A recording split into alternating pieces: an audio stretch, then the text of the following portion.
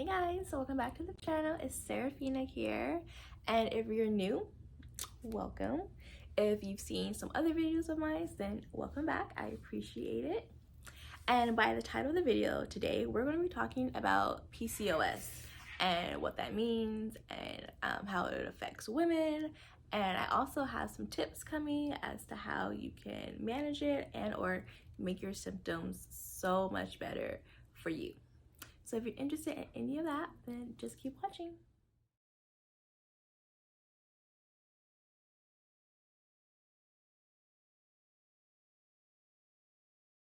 Okay guys, so this video right here, this video is so special to me. Like, it's so special and it's so personal to me because it's something that I have. It's something that like I've been dealing with for about a year now, and probably honestly probably even before then, but just really now in the last year that I've been officially diagnosed with it.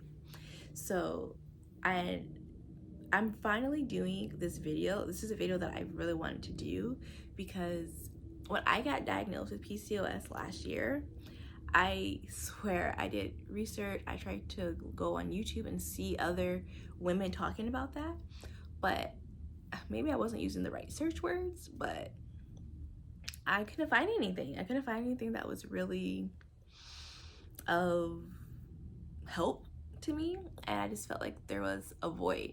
So I told myself if I ever decided to do a YouTube channel that I'm going to talk about this because it needs to be talked about, because it is getting more and more common in women.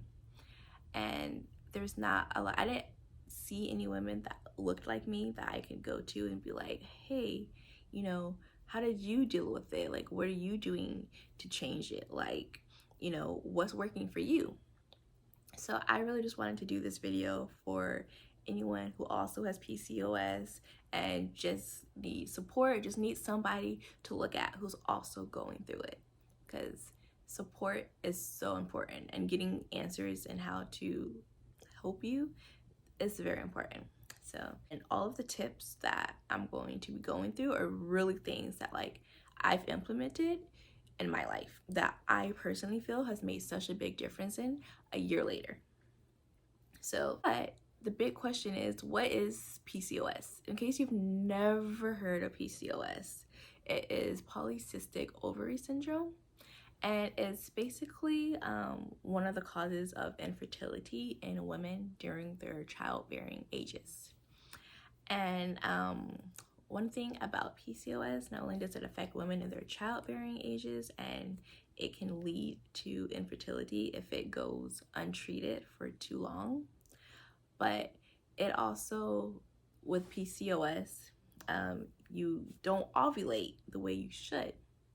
So when you're not ovulating, you're not releasing an egg. So what it does is still releases those follicles, but those follicles turn into cysts that sit on your ovaries. And you might think when you hear cysts, like, is that cancerous or something? It's not. That's what I thought it was, but it's not. And they kind of just build up there, and it can lead to more serious effects if you don't get help. How I knew that I had PCOS was I kind of self-diagnosed myself on Google. I was looking up symptoms. I was like, why do I not have a cycle? And it kept coming back with PCOS. So I was like, I got that Pcos because I'm not with child, but I'm not having a cycle either. So I finally went to the doctor, and they ran tests and like blood work and like stuff like that, and it was official. I have PCOS. And when I tell you, I was so depressed when I got that diagnosis, because it's all I heard was I have stuff on my ovaries that's not supposed to be there, and it's causing infertility as to why I am missing my periods, because my body is not regulating itself the way it's supposed to be. And as a woman, that sent me into depression, because as a woman, you're supposed to be able to procreate. You're supposed to be able to carry a child. You're supposed to be able to conceive a child. And to hear that I might not be able to do that, or that there's something that's stopping my body from doing that, I felt like a failure. I felt like what kind of woman am I if I can't even give that to anyone? Like, who's gonna want to like deal with that? And it hit really, really hard. I was depressed. I was scared. I was like, well, I got answers to my questions, but it's not the type of answers that I want to hear. Like, no one wants to hear that, especially again when you're a woman in those childbearing years. You know, I was 25 when I got that, and that was around the time where I was really considering like starting a family. And I was just that I felt like my dreams were like crushed at that point. So if you feel like you have it, I would just suggest just going to get checked out. Go get the blood work, because even though you might get hit with the fact that you do have it, when I share my tips, there's gonna be ways to counteract that to make it better. And with PCOS, one, they say that there's no cure for it. I feel like they say there's no cure for it because there's just not a lot of information on it. And there's so many women that have it that don't know they have it, so they can't be a part of any type of study if they don't know that they have it. And the women that do know they have it, I feel like they would be embarrassed, or they don't want to advertise that they have this infertility problem, so they wouldn't want to participate in anything that's going to give more knowledge. So because there is not a lot of research done on it, they say that not the symptoms, but like the causes of it are genetics. And I guess I'll get into like some of like the symptoms. So I said for me, one of the symptoms that I had was that I wasn't getting a cycle every month. I think I went like 6 months without a cycle. That's a long time. That is 6 months too long to not have a cycle. So that personally was my red flag. However, there are other symptoms. It can be if you could have a cycle every month, but your periods are painful. They're super painful, and we're not just talking about, you know, the regular day 1 and 2 cramps. We're talking about severely painful and long. The average period is between like 5 and 7 days. And your period is a lot longer than that. That's kind of something that should be a little bit concerning if your periods are super long and they're super painful, because they shouldn't be that painful. And also if you have also like excess like hair like around your face and whatnot, or hair just where it shouldn't be at if you're a woman, that's also a symptom of it as well. And also acne. If you're having like severe acne, that can also be a hormonal problem that you should go and get checked out so that it doesn't worsen. Because any of these things with PCOS, if it goes untreated for too long, it will lead into more serious, more severe problems for you that you don't want. So now that we have like a background, let's just get into the tips. Tip number 1. It's to come to terms with having it. Don't be in denial. You can be in denial for a little bit. Like if you need to take a day or two to be in denial, like, no, I don't have that. Do that. But you're going to have to come to terms with it. You're going to have to come to terms with it. You're going to have to understand that you have it, and this is your reality. You can't run from it. This is what you have. And I do feel like once you take that first step and accepting it, then that's when you're more able to incorporate things that's going to help it. It can be a hard pill to swallow, but you got to do it. So that would be my step 1, just to accept it and be like, okay, yes, I have PCOS.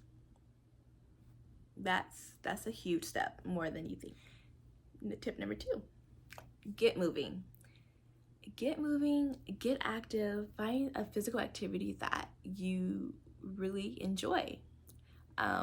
During the time that I got diagnosed, it was COVID. Well, we're still in COVID, but it was during the COVID period where everything was like locked down. So the gyms were closed. You couldn't go out and like do anything. So I just started walking. I just started walking around the neighborhood. I would do about like a mile or two like before work and just walking. I'm not a runner, so it's walking for me. It's walking. And I would just do that. Get up early before I have to go to work, which means yes, you might have to get up earlier than your alarm to make sure that you get your exercise in. You might have to do that. But I learned it helps. It really does help because with PCOS, you could also be obese. And I'm gonna put obese in quotation marks because they said I was obese and I'm not obese. Like I don't look like I would be obese or anything like that. But losing weight is one of the tools that you're going to have to do in order to help, like reverse some of the symptoms that you have. So if you enjoy, kickboxing, if you enjoy running, if you enjoy walking, swimming, whatever it is, do that because it's gonna start making a difference. It really, really will. Just get your body moving. Also with my walking, I also incorporated weighted. I want to say weighted. I incorporated working out with dumbbells in the evening. So I would walk in the morning, and then when I got home from work, I would also work out. And that I was doing weights and like stuff like that. So that's huge. And they also suggest weightlifting because weightlifting is how you're gonna really blast through like some of the excess weight. You're gonna blast through it, and when you're losing weight and you're doing resistance training, it really, really helps with insulin sensitivity. And insulin sensitivity is another one of those things that you may have heard, but it's very common with women with PCOS to have insulin sensitivity. And that's just basically when your body stops responding to insulin. Insulin is a hormone in our body that helps us regulate our blood sugar. So when your body stops responding to that, you're not regulating your sugar. So your sugar is just out of control, and you cannot function when your sugar is out of control. You just can't. It becomes very, very dangerous. So any ways that you can, increase that sensitivity to insulin resistance is a good thing. And I'll talk more about insulin sensitivity in a little later on because there's a great way to do that. Number 3, okay, adjust your diet. Diet is huge.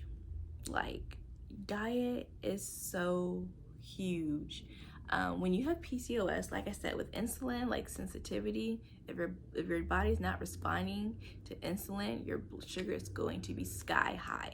When you have PCOS, you cannot eat any and everything all day.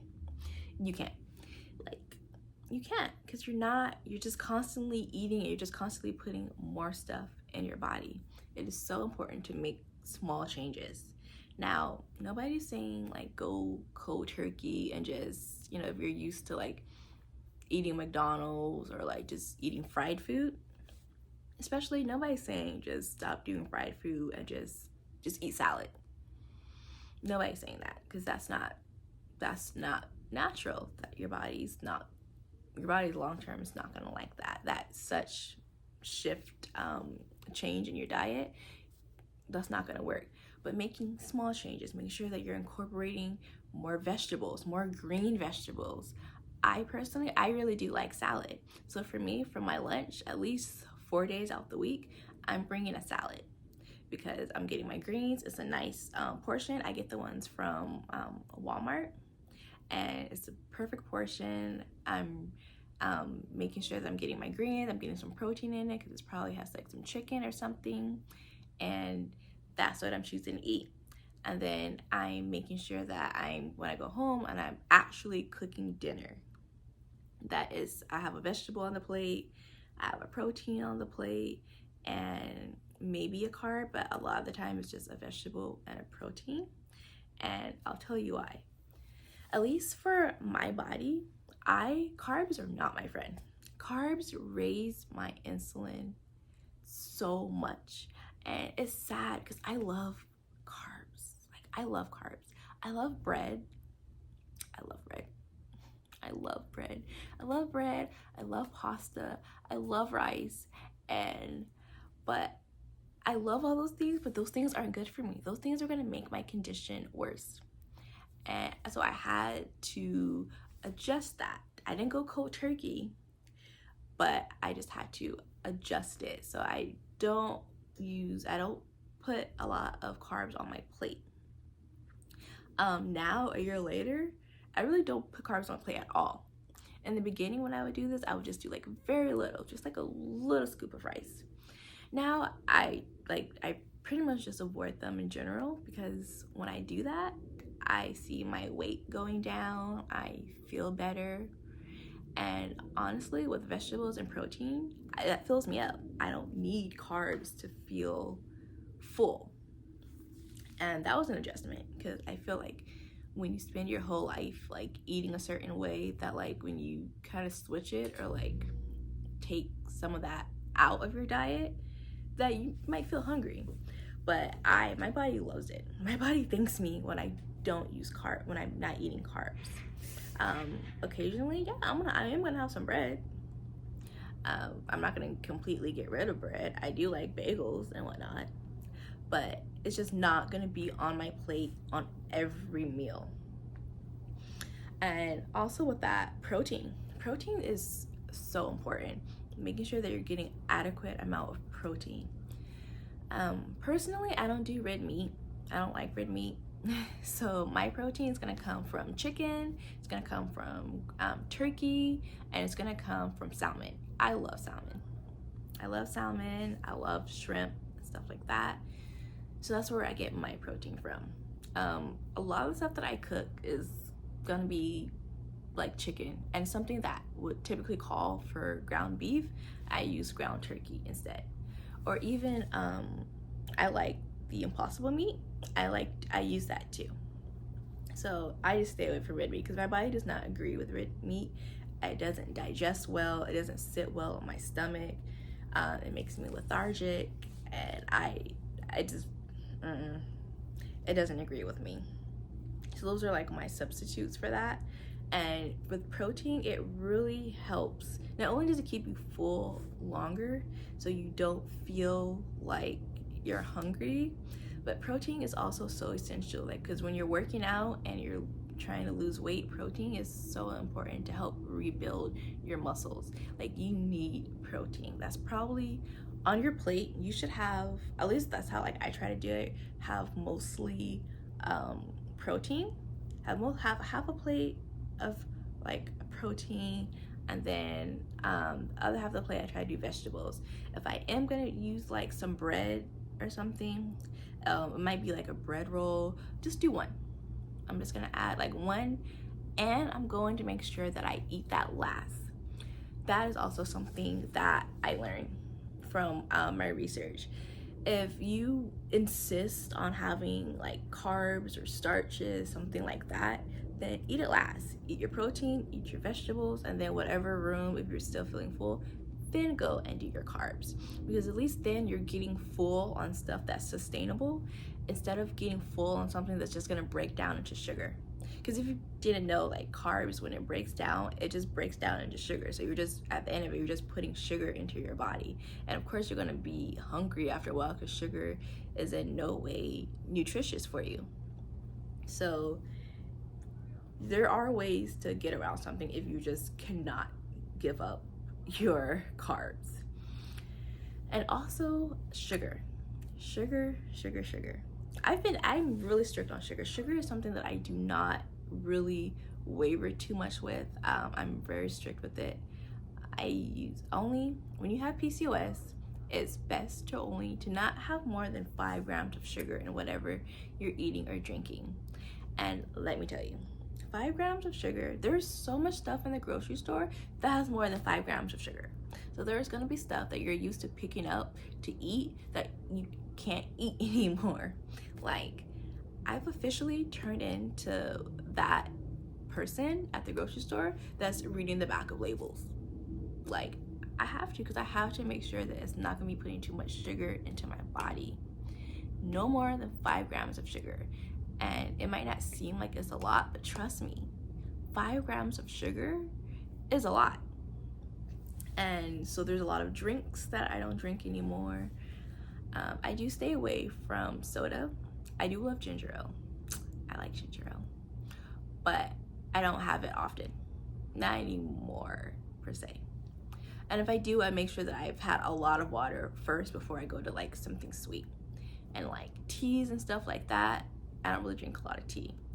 So when it comes to sugar, it's definitely best to stay away from, because sugar obviously is just gonna raise it through the roof, and you're not gonna become more sensitive to it. You're gonna be more resistant to insulin if you're just putting sugar in your body, and that's gonna be counterproductive to the goals that you have. And when you're making these changes, also, if you're used to going out a lot for food, try to cook. Look up some recipes on Pinterest. That's what I do. I love Pinterest. That's where I get like 90% of my ideas at, is on Pinterest. Because I can guarantee you, if you're making your food at home, one, it's probably gonna taste better than what you're gonna get in a restaurant. And you know exactly, like, you're gonna know exactly like what's in it. So there's not gonna be any surprises in what you're putting in your body. You're helping your body help you, you know? I do not fry my food. Occasionally, the only thing I fry is fried chicken, and that's maybe like once a month. Yeah, it's maybe like once a month that I fry chicken. Other than that, literally everything is baked. Everything is baked. Or I might saute something, put something in like the skillet with like a little bit of olive oil, but typically it's baked. I don't really do like a lot of fried food, because that's grease, which just isn't good for you, which we all know that. Step 4. And step 4, I feel like it's my favorite step, or tip, I should say. I'm sorry, I think I said step. My tip. It's my favorite tip. Fasting. Fasting, I swear, fasting's the underdog of weight loss. Like, it's like, if you know about fasting, then you know about it and you love it. But if you don't know about fasting, you're just like, you want me to like not eat? But I promise you, when I found fasting, I was a skeptic. I was. But I did my research, and I'm telling you, my first month, I lost like 11 pounds on fasting. And I was hooked after that. I was hooked. You couldn't tell me nothing. I was gonna be fasting every day. So what fasting is exactly what it sounds. You're fasting. You're not eating for a period of time. And there's so many different variations of fasting to fit your lifestyle and what you need or what you like. My favorite one, and it's also like the standard, like typical one, is the 16-8. So with that, you have a 16-hour window where you're not eating, and then you have an 8-hour window where you are eating. And one thing that I love about fasting is that it gives my body a break. Like, my body is getting the break that it needs from constantly trying to digest food. And fasting is such a powerful tool for insulin resistance. Like, it is, because when you're insulin resistant, your body's resistant to the insulin hormone that helps regulate, your sugar and whatnot. But when you're fasting, you're not constantly, your blood sugar's not constantly spiking. It's staying low, which means your body has time to get sensitive to insulin working in your body. And when your body is sensitive to it, it responds to it. So you're much able to keep regulated on your sugar. And it's such a powerful weight loss tool because if you're going 16 hours out the day of eating, like, you're going to be on a calorie deficit. You're not going to be eating nearly as much as what you were eating before.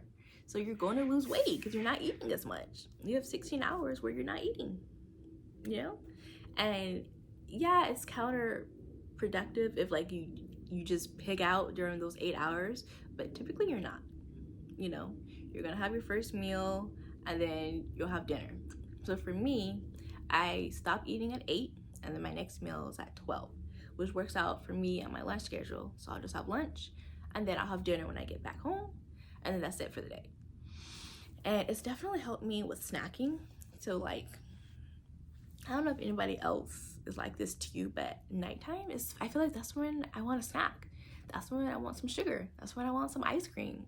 Like, that's when I want stuff. But if you're fasting, you're not. Because the only thing you're allowed to have when you are fasting is water, coffee with no creamer in it, basically stuff with 0 calories in it. You don't want anything with calories in it because you're not really fasting. You're gonna be putting stuff in your body. So, and water is something that's gonna keep you full. So if you're drinking like water during those 16 hours, you're not really gonna feel hungry. Maybe like the first week because it's a huge shock to your body, but like you'll get used to it. So that's probably one of my favorite things. It's so beneficial. It keeps me on track. I love fasting. I have a fasting app that helps me log how many times I fasted, and it helps me log like my weight loss and whatnot. And I just think it's such a powerful tool because it just helps with so much. And other benefits of fasting is not only your weight loss and not only being insulin sensitive again, but it strengthens your immune system. It makes you strong and it gives your body a chance to do what it needs to do for you. It cleans itself out and is able to attack the fat in your body. So the first thing that your body does for energy is going to go to the food. It's going to get its energy from the food that you're eating. But if you're not eating, if you haven't ate in 12, 14 hours, then what is your body going to do to still fuel you during your day? It's going to go to your fat. It's going to start burning through the fat in your body to give you energy. So you're burning fat. Like, I honestly don't see any downsides to fasting. Again, I would suggest giving it a try and seeing how it works. But there's just so many like amazing benefits. So I've been able to lose a lot of fat just through fasting. And also with fasting, I don't necessarily have to go to the gym. I choose to go to the gym because I'm a gym head and I love it. But if I'm fasting, then I know I'm not going to be gaining any weight because I'm on a calorie deficit. I'm burning fat. So going to the gym is just extra to help with other goals of mine, you know? But hands down, one of the most effective tools for PCOS is fasting. Tip number 5, different supplements or like just different things that I've also incorporated into my day-to-day life. So I mentioned that I love going to the gym. I've never said that before, and I've definitely never said that out loud. But I love going to the gym. Like, it's become such a habit, such something that I just do, that I naturally wake up at the same time every morning and my body's like ready to go. It's like, okay, we're gonna go to the gym. And like when I don't go to the gym, like my day, and I just feel different, like something's missing from my morning, because I love it. Like, I officially have like fallen in love with fitness. Like, I'm going like 4 to 5 days a week. I'm really pushing myself and I'm falling in love with like the soreness. Because you know that like that soreness that you have after like a really good workout, I'm loving that. I is something that I just really have like fallen in love with. So it's something that my PCOS journey has led me to that is going to be beneficial for the rest of my life. Like, I love it. In fact, I just went to the gym this morning before I came to film this video. So I'm really proud of myself for that. And also, I wouldn't say supplements, but there are like vitamins and stuff that you can take. I heard magnesium is really good for you. And also I have, there's a company that I love. There's two companies that I love that I'm about to show you right now. The first one is from Eunatural. I don't know if you'll be able to see this, but I'm definitely going to put it up on the screen. I love this company. Like, this company has been so huge in regulating my body and like getting my cycle back on track. Like, on track. They are plant-based, they are vegan. All of the ingredients are natural ingredients. There's none of this extra fluff or nothing like on the back where you don't understand half the stuff that you're looking at. Like, it's all natural. I absolutely love it. It has inositol and inositol in it, which are two things that are super important if you want to regulate your cycle and get that back on track. And I love it. I consistently take them. Sometimes I've like fallen off, but I stay pretty consistent. And like I said, this one, they sent me this one, and I'm only taking this one not for like what it says on the bottle, but because it's also supposed to, it also has inositol in it, so I know it's also gonna help keep my cycle regular. But also because like I ran out of the other one and I forgot to renew my subscription, so I'm taking these ones. And so far it's been like 2 weeks, and I don't mind them. So I'll see these. And then this company, guys, is what really made me like think about going plant-based, like all the way plant-based. And I'm about to show you. So I don't know if you've heard of this company, but it's called Your Super. And I love Your Super, guys. I really do. This one right here is the Moon Balance, and this one is gonna balance you. It's gonna regulate your cycle. Like, I love Moon Balance. Like, it helps with your cycle. It helps regulate you. So on here it has, I think you could tell baobab, maca, which is super good, hibiscus, amla, beetroot, and shatavari, and that's it. Like, these ingredients that you see is all that's in here. That's for the women. It's for the women whose hormones are out of balance and they need a way to do it. They need a way naturally to be able to do it. Because I'm not a super fan of like medicine anymore. Like, I try to go for like more natural remedies, and honestly I don't think it gets any more natural than Moon Balance. It really doesn't. What I would do with this, I like to put this in smoothies during warmer weather, but also like a teaspoon of this in like some water and just drink it. It's amazing. I have like 5 or 6 of their mixes in my kitchen, and I love them. Also, this one, it's the super greens. Like I said, it's important to get your vegetables and like your greens in your body, but sometimes I severely slack in that department, and I don't get as many greens as what I'm supposed to. So when I'm feeling like I've been slacking, this is what I go to. And again, I'll put this in a smoothie, and it just gives me all of the greens that I need in my body.